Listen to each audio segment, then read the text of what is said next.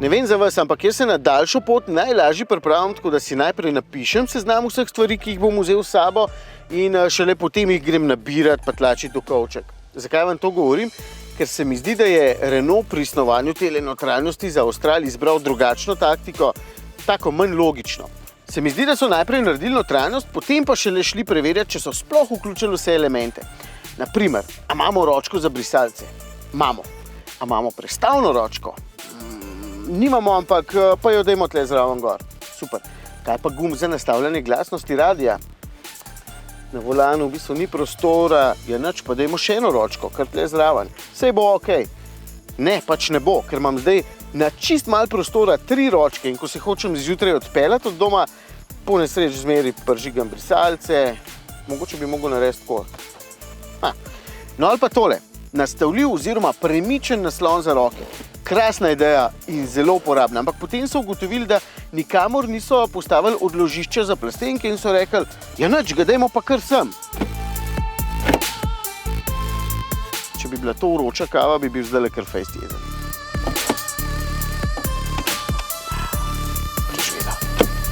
Austral je nov Renaultov predstavnik segmenta C-SUV, kjer je bil prej Kadjar. Tega zdaj logično seveda ni več. To je segment vozil z dolžino okrog 4,5 metre, da si boste lažje predstavljali, no in ker je ta avtomobilski razred zelo priljubljen, je tekmecev ogromno. Glede oblike ne bom posebej izgubljal besed, ker noben predstavnik tega segmenta ni za pogledati nekaj norega, tudi Austral mi ni, mi je pa 100-krat lepši kot je Kadjar. Bolj pomembno je to, da je lahko že zunaj zelo sodoben.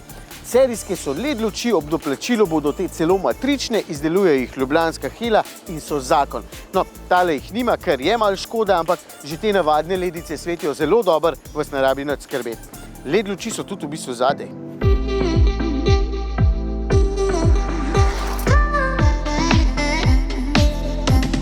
Vozniško so z izjemo redkih avtomobili tega segmenta tako zelo dolgočasni, da bi s tem najraje zaključil kar takoj.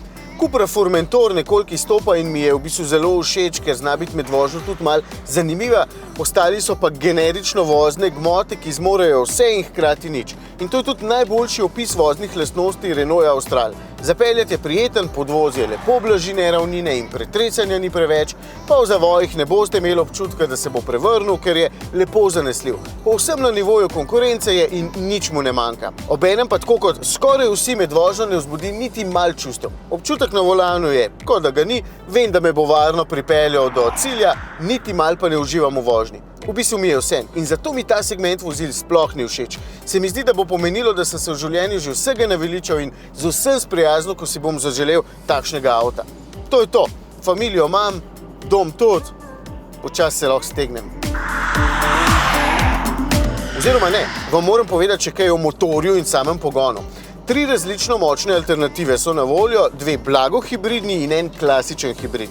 Omenjam vse, ker so tudi bencinski motorji v njih različni. No, tale je srednji po moči in je blagi hibrid, kjer 1,3 litrski turbobencinski motor pravzaprav naredi vse.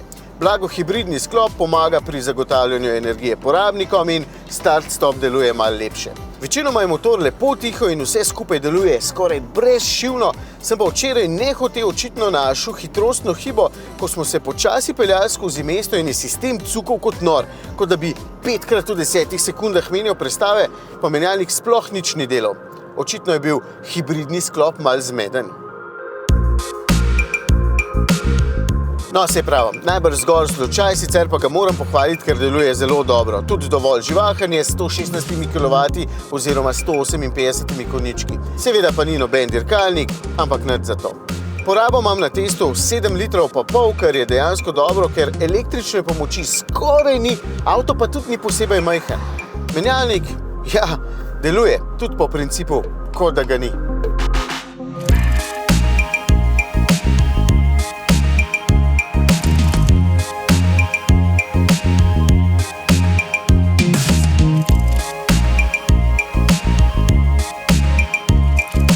Evo, se vračam v notranjost, preden moje začetno jamranje koga zmoti.